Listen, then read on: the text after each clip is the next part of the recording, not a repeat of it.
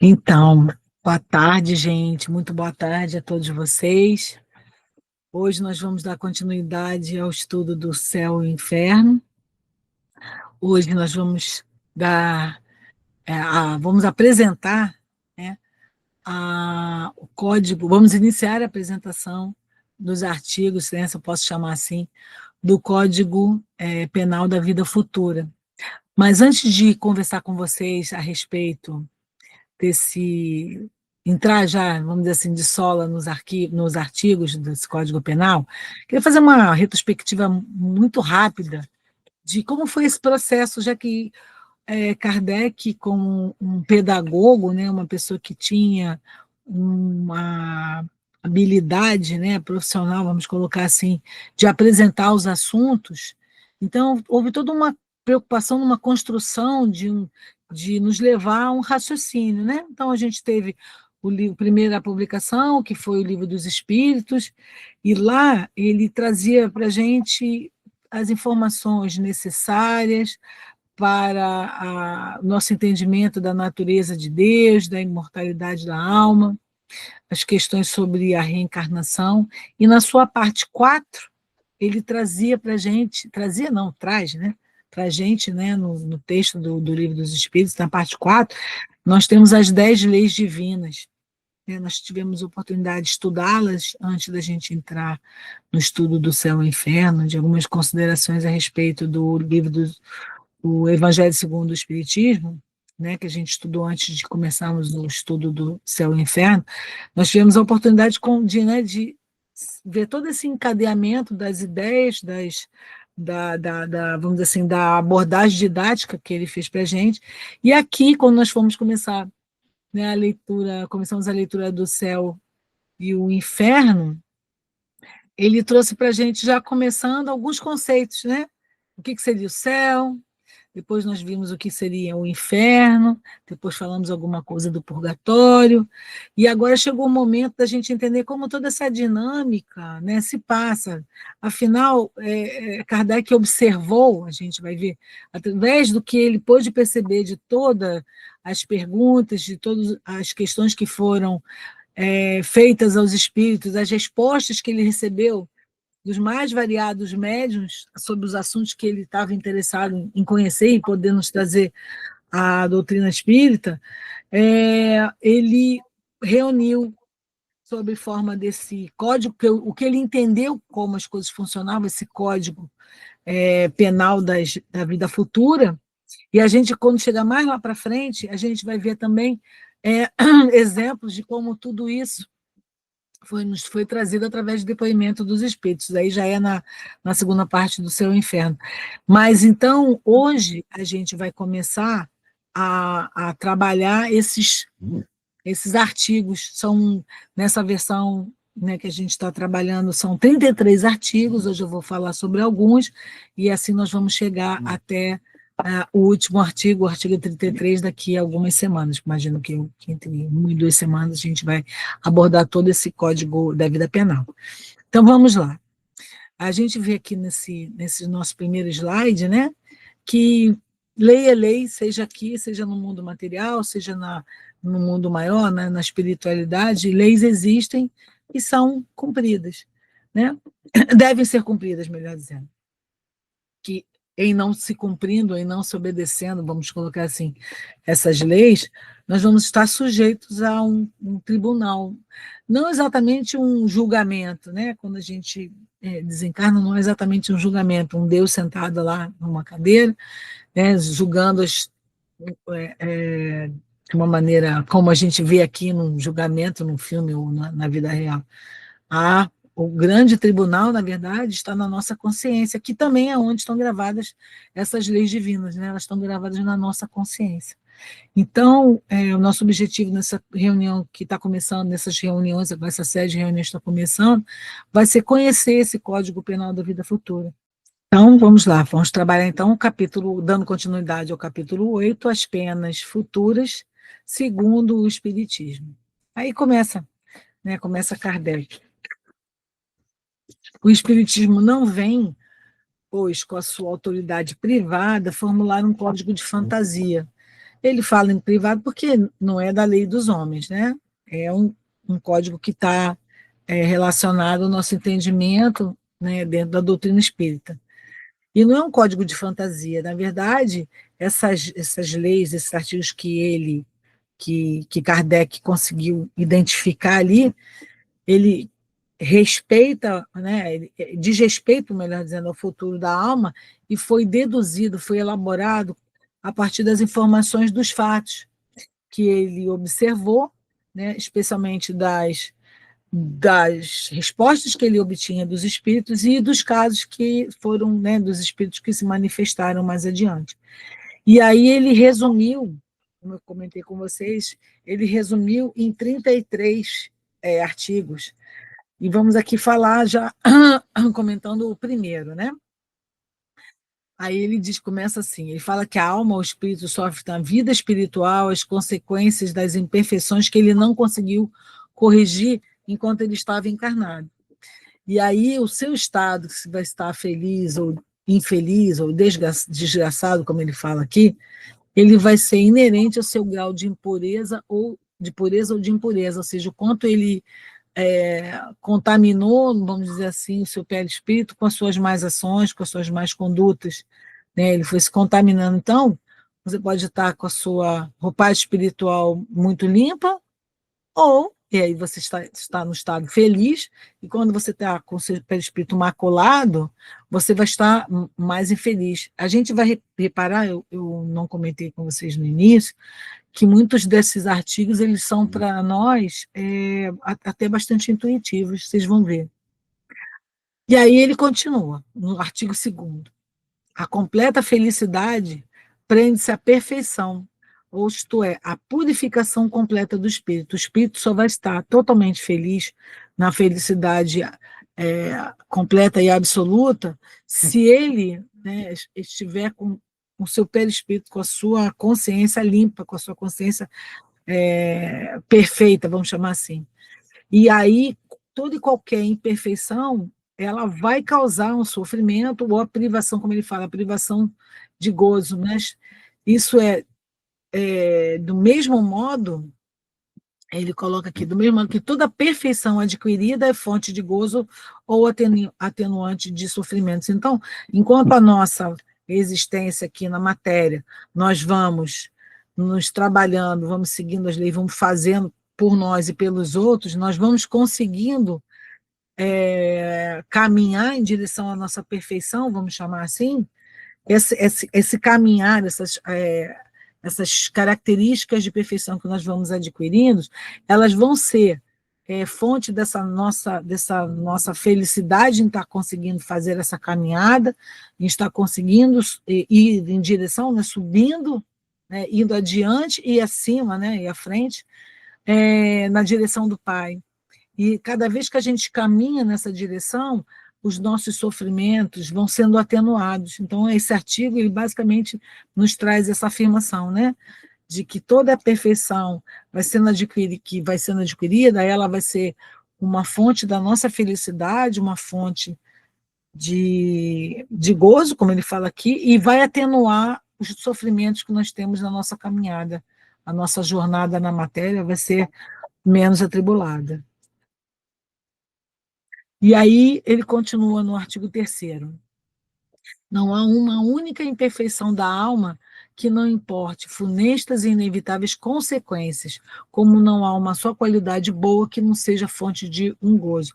Então, toda aquela imperfeição que a gente possa carregar, né, na nossa caminhada, que a gente possa ter nos complicado enquanto, né, seres humanos aqui nessa nossa existência, toda e qualquer, e por menor que ela seja, essa imperfeição ela vai vamos dizer assim, tornar sujo ou impuro o nosso perispírito, a nossa caminhada, e aí por menores que elas sejam, haverá consequências que serão motivos de reajuste, né, mais adiante, nessa encarnação ou em futuros, mas, do mesmo modo, não há uma só qualidade nossa, uma qualidade boa, né, que não seja fonte da nossa felicidade, já que foi uma etapa superada, como a gente comentou no artigo anterior, né? À medida que nós vamos nos melhorando enquanto espíritos, vamos nos tornando mais felizes,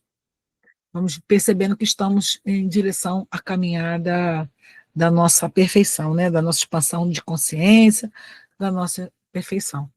E aí ele traz também algumas considerações, já falando aqui das penas às quais nós estaremos sujeitos. Então ele já fala: a soma das penas é assim proporcionada à soma das imperfeições, assim como a dos gozos proporcionada das qualidades. E aí ele já bota a gente numa situação que é bem essa nossa situação que, enquanto encarnados. Uma alma que tem 10 imperfeições, por exemplo, vai sofrer mais do que aquela que tem 3 ou 4. Quando dessas 10 imperfeições não lhe restar mais que a metade ou um quarto, ela menos sofrerá. É como a gente tem, às vezes, aqui, a pessoa tem uma série de questões de saúde, por exemplo, de problemas na sua vida, e se ela tiver 10 problemas, ela vai sofrer mais do que aquele que tem 2 ou 3 questões a cuidar, a ter que se virar, né, a tratar, né, vamos dizer assim, a se melhorar, trabalhar para que essas imperfeições desapareçam, os defeitos que nós trazemos, né? É isso que ele está trazendo aqui. Ele é bastante intuitiva. E aí ele fala que se todas essas imperfeições, quando elas estão todas extintas, ou seja, quando nós conseguirmos superar todas essas nossas questões, estivermos chamados num estado de perfeição, aí a nossa alma estará perfeitamente feliz. E aí é que ele compara, né? Também na Terra, quem tem muitas moléstias sofre mais do que quem tem apenas uma ou nenhuma, pela mesma razão que a alma que possui 10 perfeições tem mais gozo do que a outra, menos rica de boas qualidades. Isso dá para a gente a ideia, né, de que há toda uma gradação, à medida em que nós vamos crescendo, vamos melhorando as nossas perfeições, vamos aumentando o número dessas perfeições, mais felicidade nós teremos enquanto espíritos, mais qualidades nós teremos, e mais próximo estaremos trabalhando a nossa expansão de consciência e estaremos mais próximos à nossa perfeição, né? E aí sim, podemos falar até que com características mais próximas à perfeição, mais felizes nós estaremos. Podemos até estar trabalhando mais para aqueles que estão junto de nós, né? Estaremos mais próximos da nossa felicidade plena. E aí ele continua, no artigo 4. Em virtude da lei do progresso, que dá a toda a alma a possibilidade de adquirir o bem que lhe falta, como de despojar-se do que tem de mal, conforme o esforço e vontade próprios, aí ele continua. Temos que o futuro é aberto a todas as criaturas. Então, ele mostra para a gente que nós podemos não só adquirirmos o bem que nos falta, né, aquelas qualidades do bem que nós precisamos desenvolver, mas também despojarmos daquelas características que não são as ideais, que ele chamou aqui do que temos de mal, né? E tudo isso vai depender do nosso esforço e vontade próprias. E que esse futuro ele é construído por nós, mas ele é aberto a todas as criaturas, sejam elas com mais características mais do que boas ou mais características boas do que mais. Deus não faz nenhuma diferença entre nenhum dos seus filhos, né? Nenhuma daqueles filhos que estão no mundo. E todos eles são recebidos no seio do Pai à medida em que eles vão melhorando as suas características, vão melhorando a sua quantidade, né, de bens adquiridos, vamos chamar assim, do seu bem, né, as características de bem que ele vai incorporando, né, a sua alma, ao seu, vamos dizer assim, a si, né? E, ao mesmo tempo que ele recebe esses que vão atingindo estados mais perfeitos, a cada um vai ter o mérito pelas suas obras, sejam elas as boas quanto as ruins. Então, há toda uma caminhada, e Deus reconhece que todos nós temos caminhadas, né, a fazer, e aí até tem aqui, nessa figura está muito interessante, à medida em que a gente vai caminhando para para o reino de Deus, no chamado reino de Deus, nós vamos limpando, nós vamos lavando o nosso perispírito das coisas ruins que nós estávamos trazendo, e vamos chegando, né, naquela situação daquela nossa primeira figura lá, em que nós tínhamos dois irmãos, um com o corpo, né, sujo, com a sua roupa suja, e o outro com a sua roupa alva, limpa, né, de espírito limpo, mais próximo, né, a entrar no reino de Deus do que aquele outro que ainda estava com seu espírito bastante sujo, bastante enlameado, né? Vamos para o próximo. Temos aqui o artigo 5º. E aí ele diz: dependente do sofrimento da imperfeição, como do gozo da perfeição, desculpa, dependente do sofrimento da imperfeição, como do o gozo da perfeição, a alma vai trazer consigo o próprio castigo ou prêmio, onde quer que ela se encontre, sem necessidade de um local circunscrito. E aí ele continua: o inferno está por qualquer parte, por toda parte em que haja almas sofredores. E o céu, igualmente, onde houver almas felizes. Lembra? A gente conversou sobre o céu, o inferno, em capítulos anteriores, e, na verdade, essas situações são situações que estão conosco, né? Nós é que carregamos, o inferno está dentro de nós, assim como o céu. A gente não há um lugar com chamas e ranger de dentes e fumaças, e não há esse local. Esse local é uma construção da nossa ideia. Não precisamos de ir para um lugar para que nós sintamos que estamos, né, vamos dizer assim, uma condição de inferno. Enquanto houver almas que estão sofrendo, enquanto nós estivermos sofrendo, nós vamos estar nos sentindo como se estivéssemos nesse inferno, né?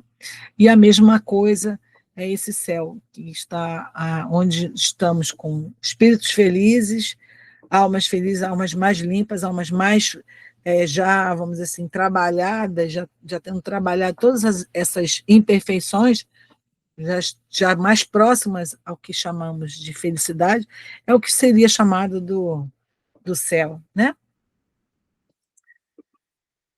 E aí vamos para o artigo 6º. O artigo 6º, ele diz o seguinte: o bem e o mal que fazemos decorrem das qualidades que possuímos. Mas aí ele faz uma advertência aqui. Não fazer o bem quando podemos é, portanto, resultado de uma imperfeição. Se toda imperfeição é fonte de sofrimento, o espírito deve sofrer não somente pelo mal que ele fez, mas também como pelo bem que deixou de fazer na sua vida terrestre. Isso aqui chama a gente para uma responsabilidade maior com aqueles que estão em nossa caminhada, né? Que a gente simplesmente não pode ignorar aqueles que estão ao nosso lado, a gente deve sempre estar proativos em ajudarmos aqueles irmãos que estão ao nosso lado, mas a escolha, né, deles, o livre-arbítrio deles aceitarem ou não essa ajuda, continua sendo daquele irmão, mas a nossa parte, a gente sempre deve estar atento e a gente sempre deve estar pronto a fazer, né? Isso é uma condição para que nós sejamos felizes também, né? Que nós temos que superar essa nossa imperfeição, que a felicidade daquele que está ao nosso lado também passa, né, pela nossa responsabilidade, pelo nosso trabalho, né? A gente também tem que trabalhar em prol daquele irmão que está conosco encaminhada.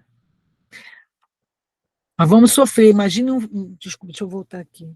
Imagine se você tem uma mãe vendo um filho numa condição de sofrimento, ela não vai deixar ele sofrendo lá, ela vai trabalhar para que ele vai tentar, né, fazer tudo para que ele deixe de sofrer, ela vai tentar ajudar, né? Então, ela pode ser uma ótima, vamos dizer assim, tem um espírito de muita luz, um espírito ótimo, mas exatamente por isso, né, por ela saber que ela é necessária, que toda ajuda que ela puder dar àquele irmão que está ali, né, aquele filho que ela tem nesse momento, que está ali em sofrimento, ela tem que ajudar, senão ela vai ficar sofrendo, e vai sofrer porque essa questão seria uma fonte seria uma imperfeição da parte dela não dar aquela atenção, né? Tem esse exemplo da mãe, mas poderia ser de um amigo, alguma coisa assim, né? E aí vamos então para o artigo 7º.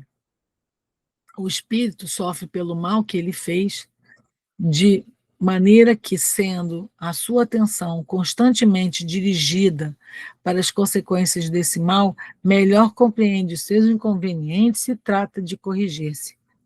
Então, esse espírito, quando ele fala que não sofre pelo mal que fez, significa que as suas próximas existências, ou aquela existência, o mal que ele fez, ele vai ter que ser compensado, vai ter que ser. É, não é exatamente compensado a palavra que eu queria. Ele vai ter que ser resgatado, né? Ele vai ter que ser corrigido, né? E vai ser, e enquanto essa correção, esse resgate, ele não é concluído, vamos chamar assim, esse espírito vai ficar sendo sempre chamado a ter atitudes, a trabalhar para que essas consequências desse mal que ele fez anteriormente sejam elas corrigidas, sejam elas resgatadas, né? Ele vai estar sempre sendo colocado em situações que lhe dão a oportunidade de corrigir aquele mal que ele cometeu. E assim que, à medida em que ele vai confrontando com essas questões, ele vai compreendendo as consequências, os inconvenientes que ele criou, né, com as suas atitudes equivocadas, ele vai compreender essas questões e vai sim corrigir-se.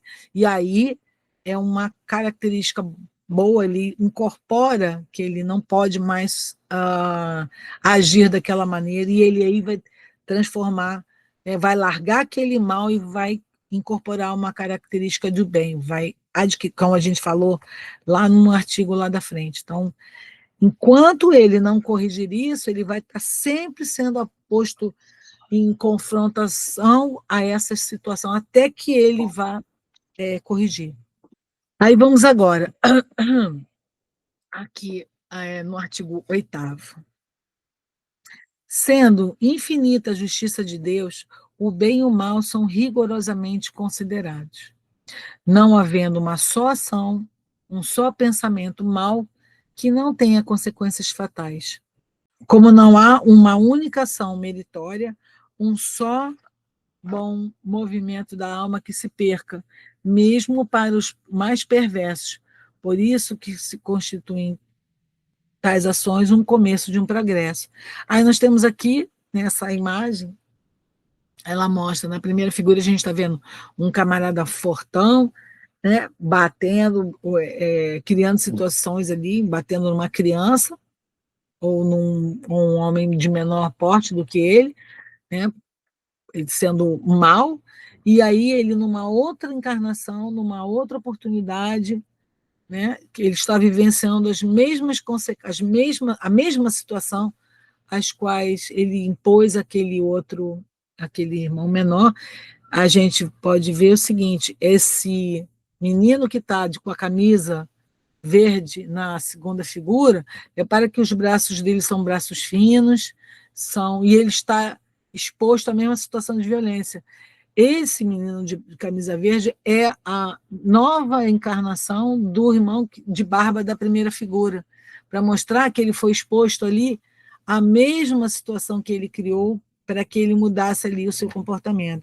Então, voltando aqui, né, nesse nosso exemplo, era mostrando essas oportunidades, né, que ele veio de uma situação diferente, esse irmão que estava com barba na primeira figurinha, veio numa segunda, com seus braços franzinos e tal, tendo que enfrentar uma mesma situação que ele provocou no passado, né, esperando aqui que ele não seja, não seja, né, entenda e não seja tão maltratado como ele foi na outra, para que ele possa aprender, né, e carregar essa mudança no seu próprio espírito, né? Que seja uma mudança positiva. Agora, o artigo 9º. Toda falta cometida, todo mal realizado, é uma dívida contraída que deverá ser paga. E se não for em uma existência, sê-lo-á na seguinte ou nas seguintes, porque todas as existências são solidárias entre si. E aquele débito, aquela falta que se quita numa existência, não terá necessidade de ser paga pela segunda vez. Né? Deixa eu ver aqui se tem. Opa, deixa eu voltar aqui. Então, todo o mal que carregamos, se ele não for. Que a gente sabe, a gente carrega muitos débitos, né? Cada existência a gente contrai novos débitos, os débitos que nós já tivemos no passado, a gente vai cumprir, sabemos lá quantas encarnações nós tivemos, quantos débitos a gente está carregando, né? Quantos a gente veio com a programação para que a gente possa, por assim dizer, resolver ou, ou evoluir, né, naquele determinado aspecto. E aí aqui a gente, né, é bastante claro para a gente aqui já o conceito da reencarnação, do nosso retorno, e que esses débitos eles vão sendo resolvidos ou pagos, não é a palavra que eu queria usar, mas enfim, eles vão sendo trabalhados em várias existências, né? Em uma existência só não dá.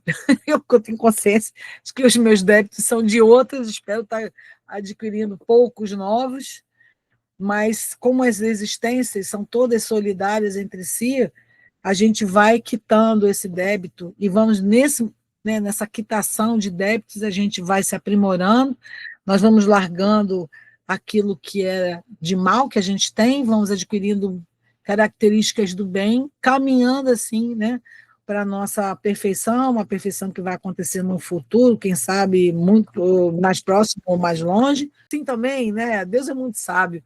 Assim acho que a gente incorpora, né, na nossa essência, o que de fato tem que ser, né, a coisa certa, vou chamar assim, porque a gente, nesse mundo que a gente vive, um mundo de tantas imperfeições, a gente às vezes pode, né, sair fora, tem que estar muito focado para a gente não fazer nada que fuja das leis divinas. Quando a gente faz, eu sou uma, quando eu faço alguma coisa que eu acho que não está legal, eu fico sofrendo aquilo até eu consertar, sabe?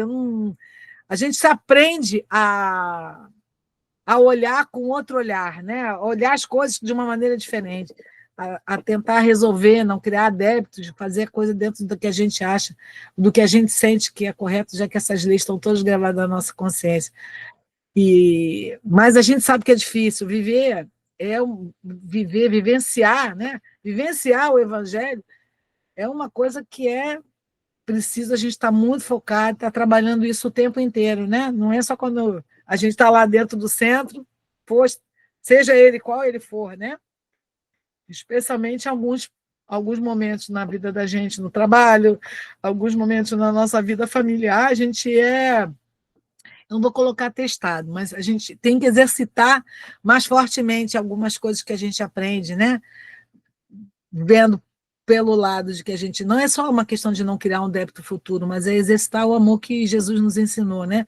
Todas as lições morais, eu não falei muito lá no início, quando eu quis colocar uma ordem, né, de que a Kardec utilizou para trazer para a gente essas informações, ele veio trazendo de uma maneira muito didática. Ele trouxe o que os espíritos estavam conversando com ele, depois ele trouxe o livro dos médios, que para a gente é um norte, mas trouxe também o evangelho, né, que é a nossa conduta, as nossas leis morais, o que nos orienta está ali. Né? Então, a gente tem que ir com aquelas lições todas na cabeça, com aquelas orientações e ir vivendo, né?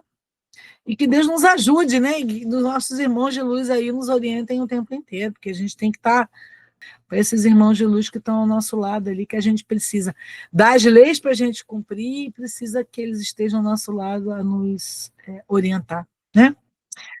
E aí, como ele fala aqui, e lembrou a Norminha, né?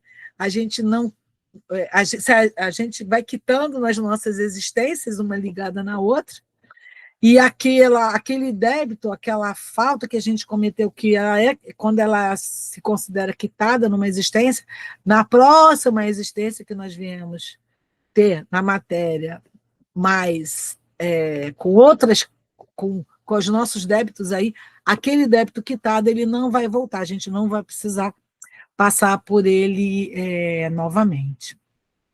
Aí vamos aqui. Para décimo artigo.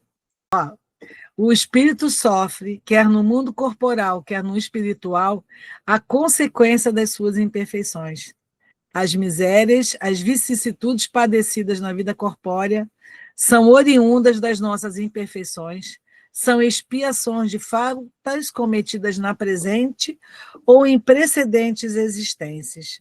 Acho que é um pouco do que a gente estava falando agora, né? A gente percebe, né, que a nossa caminhada aqui, né, quando ele fala ali o espírito sofre, na verdade ele está cumprindo ali as consequências das atitudes todas, né, dos atos todos pretéritos que ele cometeu, seja nessa vida ou em vidas, né, ou em existências passadas, e elas fazem parte, vamos dizer assim, da sua imperfeição, né? Enquanto o espírito imperfeito, ele comete os seus erros, esses erros geram consequências.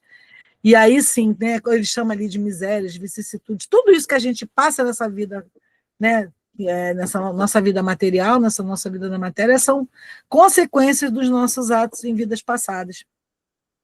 Os próximos artigos vão tratar de todas essas questões, de como, né, de como essas penas, de como essas consequências, né, nos afetam e como é feita essa expiação dessas faltas cometidas. E aí, né, a gente vai aprender, né, agora com artigos, como até lembrou bem o Sérgio, que a gente precisa de leis, a gente vai incorporar mais isso como uma questão, que a gente vai entender o processo e aí vai descobrir como a gente deve agir, como a gente não deve agir. E aí, né, partir para a nossa caminhada, a nossa expansão de consciência, a nossa caminhada em busca da nossa perfeição. Porque somos todos criados ignorantes, simples ignorantes, em busca da nossa perfeição. Somos todos perfectíveis, né?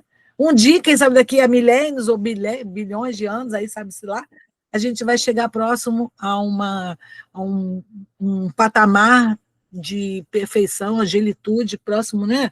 Sermos responsáveis por planetas, né? Como Jesus faz hoje com o nosso. Ele, claro, ele já vai estar lá muito mais à frente, mas nós estamos fazendo a nossa parte, trabalhando a nossa essência enquanto espíritos imperfeitos que somos. Tomando consciência disso já é um grande passo. Entendendo esse processo, a gente já está num caminho muito direto, né? Um caminho direcionado, focado para a nossa busca da nossa perfeição. Então, a nossa conversa de hoje era sobre isso. A partir na semana que vem, a gente já vai do artigo 11 em diante. Esses aqui são os artigos mais curtos, temos alguns um pouquinho mais longos para a próxima semana.